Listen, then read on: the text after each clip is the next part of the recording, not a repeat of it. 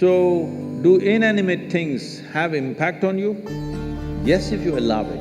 You are the only creature on this planet who's been given the freedom to shape your own life. It is this freedom that human beings are suffering. For good luck, you keep it in the pocket. If it's on your finger, they will think you're…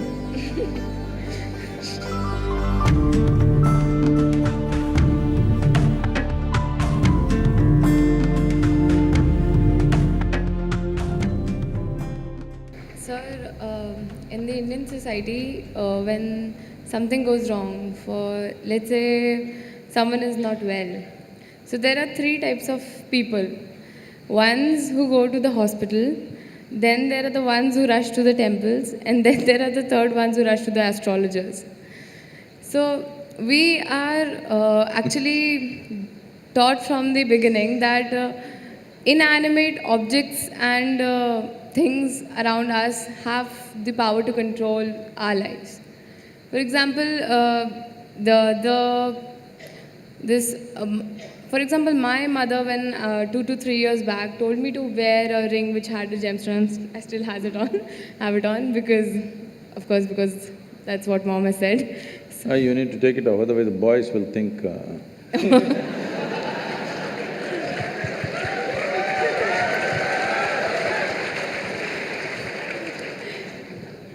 For good luck, you keep it in the pocket. If it's on your finger, they will think you're… See, human life is made in such a way, particularly human life. For all the animals, nature has fixed clear-cut path, what they can do, what they cannot do. Their lives happen between two lines. They cannot go below that, they cannot go above that. Within that they live. That's why they look so sure and certain, and they're peaceful.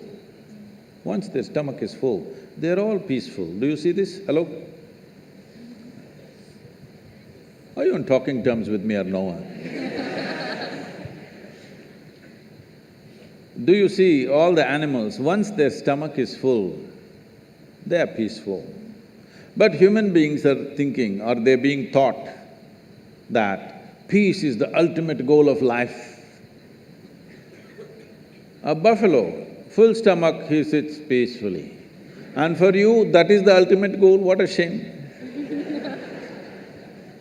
What a buffalo can do with a stomach full of grass or whatever else he eats, you have to hold it as the ultimate goal. Is it not a shame, I'm asking you?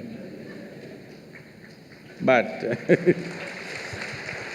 this is being taught like this, peace is the ultimate goal of your life. But coming to more fundamentals, if you're not peaceful today, can you enjoy your dinner today? No. Can you just enjoy walking down the street? Can you enjoy the company of a few people around you? No. If not ecstatic, at least you must be peaceful to enjoy anything in your life. So I'm asking, should it be the first step in your life or the last step in your life? Such people will only rest in peace. Now, do other things have influence on us, particularly inanimate objects? The gems and the diamonds and things like that, and also the planets. See, the nature of the planet has a certain influence on the life upon it. You will see on full moon days and new moon days, many animals behave in certain specific ways, simply because they're influenced by it. You know the whole ocean is rising. When ocean, which is millions and millions of tons of water, is able to rise, when 72% of your body is water, you think it won't rise at all? It does. So, I don't know if you're conscious of it, but in India, most people are, not only in India, anywhere, wherever there are mental asylums and things, they are conscious of it. On full moon days and new moon days, people get exaggerated levels of disturbance in their minds. So people think new moon and full moon will cause madness. No, that's not the truth. If you're very loving, full moon day you will become more loving. If you're very joyful, On a full moon day, you will become more joyful. If you're a little crazy, you'll get little more crazy. Whatever is your quality gets little hyped on that day. So those who are romantic, they want full moon day. Those who want to meditate, they want full moon day. Those who are a little mad, they don't want full moon day.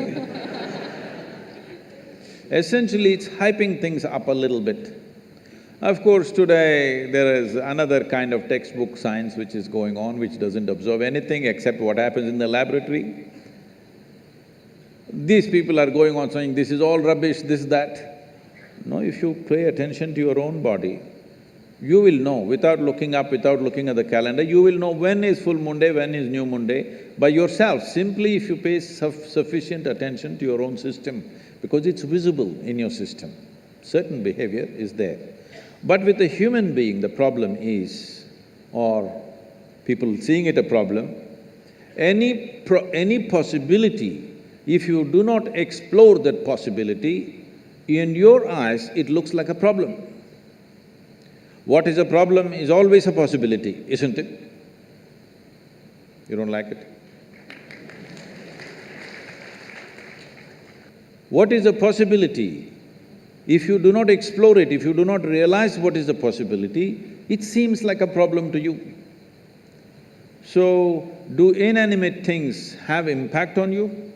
Yes, if you allow it, because this is the human predicament that who you are is not determined by nature, it is left open for you.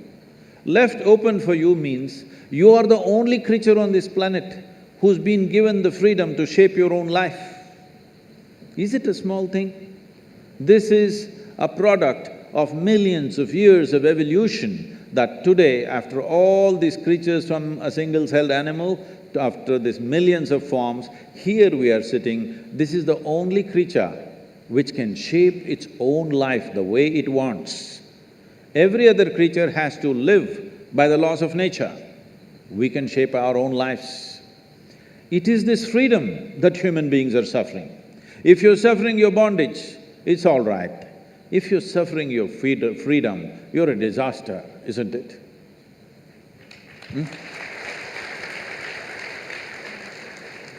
You're suffering your bondages, you're chained to something, you're suffering that, understandable. But you're suffering because you're free. Most human beings are suffering because they're free. They're always trying to bind themselves to something or somebody all the time because freedom scares them. Because freedom is a pathless path. Freedom is an open terrain, there's no fixed line. Because there is no fixed pathway, most people feel terrified. But the highest value in human life is freedom, isn't it so? Hello? In this culture, the highest value in this culture is not God, not heaven. Mukti, moksha, liberation, freedom is the highest value. Established that no matter what you do, you must seek mukti. You can do whatever you do with your life, but all that process should be towards your liberation. You must be moving towards higher and higher levels of freedom on a daily basis. Otherwise, your life is not worth it because you're getting entangled with the process of life. Even if you go to heaven, it's an entanglement. See, I'm sure before you joined IIT, you're still keeping Bombay, right? I see. Before you joined IIT, when you have written your whatever entrance tests and stuff, only thing is somehow I want to get in, because it's like heaven, entering heaven. No matter what, I want to get in, that's the only thing I want. After you get in, see how many problems.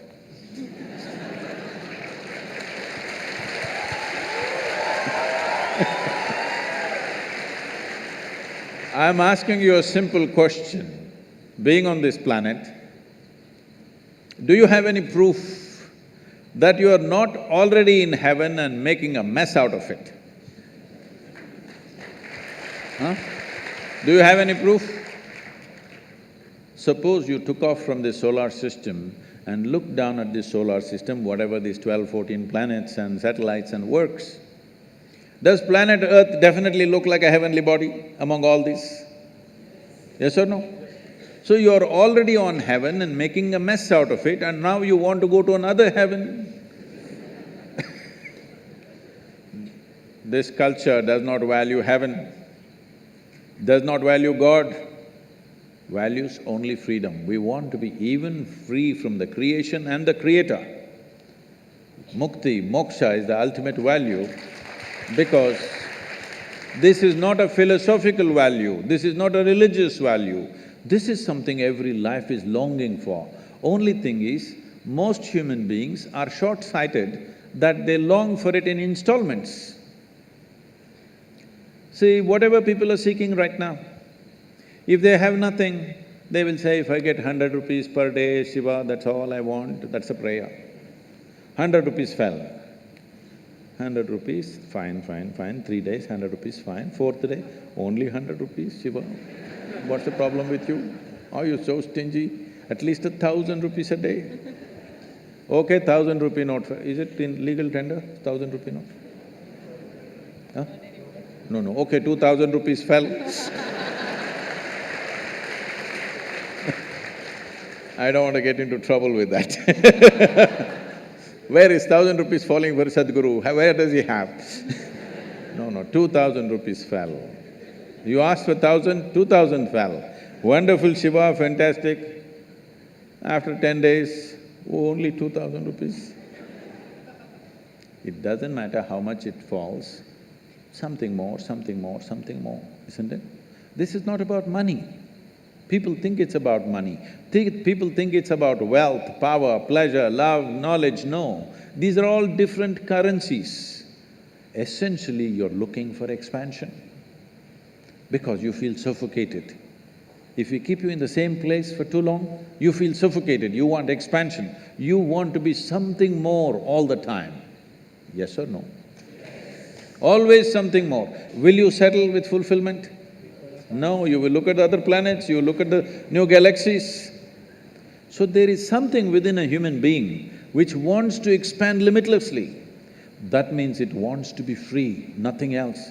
Looking at this carefully, observing the nature of the life within, that it wants to expand in a limitless way, the only thing it is longing for is to become boundless. That means it's seeking freedom.